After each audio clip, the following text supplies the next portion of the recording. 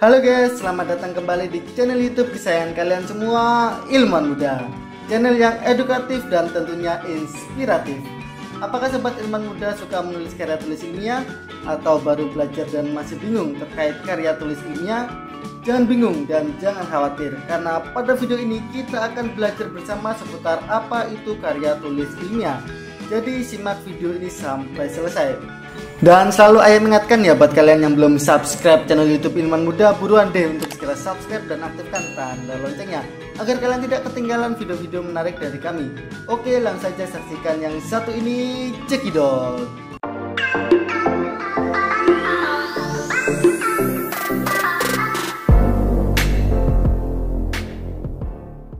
Berbicara seputar karya tulis ilmiah.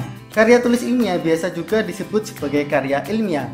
Karya tulis ilmiah merupakan karangan yang menjelaskan sebuah pendapat, hasil dari pengamatan, tinjauan, dan penelitian dalam bidang tertentu yang disusun menurut metode tertentu dengan sistematika penulisan, bahasanya sesuai kaidah, dan kebenaran isinya dapat dipertanggungjawabkan.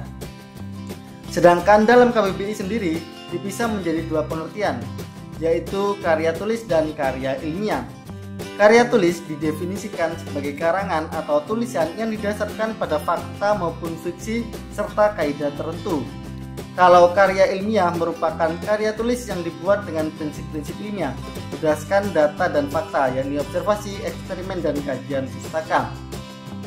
Suatu karya tulis ilmiah secara umum memiliki tiga bagian di dalamnya. Yang pertama yakni pendahuluan. Bagian pendahuluan berisi dasar-dasar penelitian ilmiah yang dilakukan, masalah yang diangkat, dan cara penyelesaian masalah tersebut. Pada pendahuluan ini biasanya berisi latar belakang pembuatan karya tulis ilmiah. Selain itu ada tujuan dan manfaat penelitiannya juga. Kemudian yang kedua yakni isi dan pembahasan. Bagian isi dan pembahasan ini bisa terdiri dari satu atau lebih bab. Jumlah bab pada bagian ini bergantung seberapa rumit pembedahan dan pembahasan dari bahan penelitian. Ada yang menggabungkan babnya menjadi hasil dan pembahasan, tapi ada pula yang memisahkan hasil sendiri dan pembahasan sendiri. Kemudian yang ketiga yakni kesimpulan. Bagian kesimpulan berisikan kesimpulan dari hasil analisis pada bagian isi dan pembahasan. Kesimpulan yang disampaikan pada bagian ini berupa penjelasan singkat dan padat mengenai hasil analisis. Biasanya bagian ini hanya terdiri dari satu bab. Terkadang bagian kesimpulan juga disertai saran tentang karya tulis tersebut ke depannya. Selain itu, karya tulis ilmiah memiliki ciri-ciri yang harus dipahami terlebih dahulu sebelum memulai menulisnya.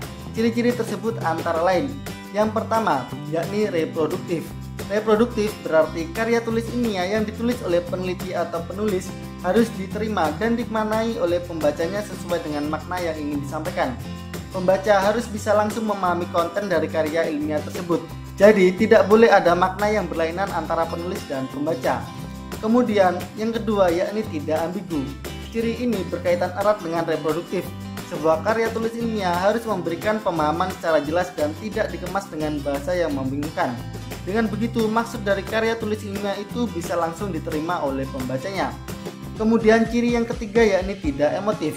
Maksudnya adalah karya ilmiah yang ditulis tidak melibatkan unsur perasaan dari penulisnya.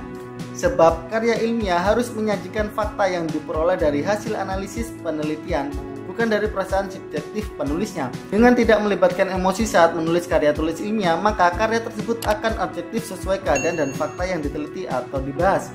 Kemudian ciri yang keempat yakni menggunakan bahasa baku. Penggunaan bahasa baku bertujuan supaya mudah dipahami, dan itu meliputi setiap aspek penulisannya, mulai dari penulisan sumber, teori, hingga penulisan kesimpulan. Bahasa tidak baku pada karya tulis ilmiah hanya akan membuat pembacanya bingung, dan apa yang ingin disampaikan dalam tulisan sulit dipahami oleh pembaca. Kemudian ciri yang kelima yakni menggunakan kaidah keilmuan. Penulisan karya tulis ilmiah harus menggunakan kaidah keilmuan atau istilah-istilah akademik dari bidang penelitian penulisnya. Hal itu bertujuan untuk menunjukkan bahwa peneliti atau penulisnya memiliki kemampuan pada bidang kajian yang dibahas dalam karya tulis ilmiah. Penggunaan kaidah atau istilah ilmiah juga menjadi takaran seberapa ahli peneliti pada bidang keilmuan tersebut. Kemudian ciri yang keenam yakni tulisan bersifat satu makna dan rasional. Artinya, penulis karya tulis ilmiah harus menggunakan istilah atau kata yang memiliki satu makna. Rasional artinya penulis harus menonjolkan keruntutan pikiran yang logis dan kecermatan penelitian. Kedua hal itu penting karena karya ilmiah harus bisa menyampaikan maksud dari penelitian yang dilakukan oleh penulis tanpa membingungkan pembaca. Selanjutnya, ciri yang ketujuh yakni terdapat kohesi atau kesinambungan. Kohesi di sini berarti setiap bagian pada karya tulis ilmiah harus memiliki kesinambungan dan bersifat straightforward. Maksudnya ialah tidak berbelit-belit pembahasannya dan langsung tepat sasaran. Sebuah karya tulis ilmiah setiap bagian atau babnya harus memiliki alur logika yang saling bersambung. Selain itu, penyampaiannya harus tepat sasaran sesuai dengan apa yang ingin disampaikan. Kemudian ciri yang ke-8 yakni bersifat objektif. Karya tulis ilmiah harus bersifat objektif dan tanpa dipengaruhi pendapat atau pandangan pribadi. Hal ini sangat penting karena karya tulis ilmiah tidak dibuat berdasarkan perasaan penulisnya. Karya tulis ilmiah harus menunjukkan fakta-fakta dan data-data dari hasil analisisnya, jadi tidak memiliki kecondongan secara subjektivitas. Lalu ciri terakhir yang ke-9 yakni menggunakan kalimat efektif. Ciri ini berkaitan dengan semua ciri sebelumnya. Tujuan penggunaan kalimat yang efektif dalam karya tulis ilmiah supaya pembaca tidak dipusingkan dengan penggunaan kalimat yang berputar-putar. Karena penggunaan kalimat yang seperti itu hanya akan membuat pembaca bingung dan tidak bisa memahami apa yang ingin disampaikan oleh penulis.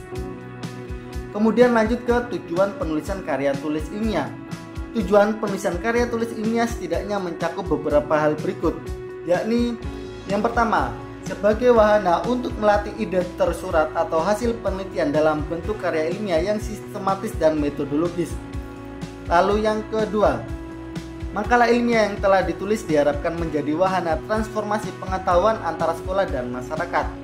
Kemudian yang ketiga, menumbuhkan etos ilmiah di kalangan mahasiswa sehingga tidak hanya menjadi konsumen ilmu pengetahuan, tetapi juga mampu menjadi penghasil atau produsen pemikiran dan karya tulis dalam bidang ilmu pengetahuan terutama setelah penyelesaian studinya. Kemudian tujuan yang keempat, membuktikan pengetahuan dan potensi ilmiah yang dimiliki oleh siswa dalam menghadapi dan memecahkan masalah dalam bentuk karya ilmiah yang bersangkutan setelah mendapat pengetahuan.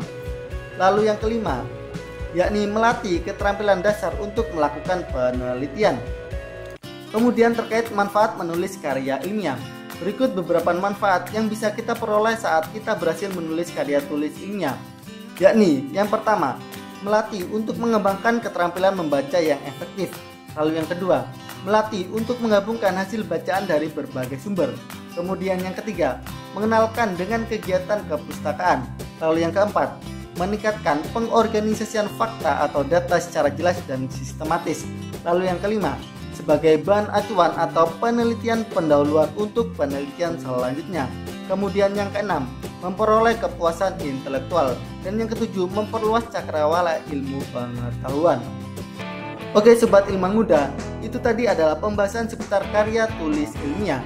Bagi teman-teman yang masih bingung atau masih ada yang ingin ditanyakan, jangan sungkan-sungkan, langsung saja tanyakan di kolom komentar. Dan apabila menurut Sobat Ilmuwan Muda video ini bermanfaat, jangan lupa untuk like dan share video ini ke teman-teman kalian semuanya. Oke, cukup sekian dari IM, salam dari kami, salam ilmuwan muda, bye-bye.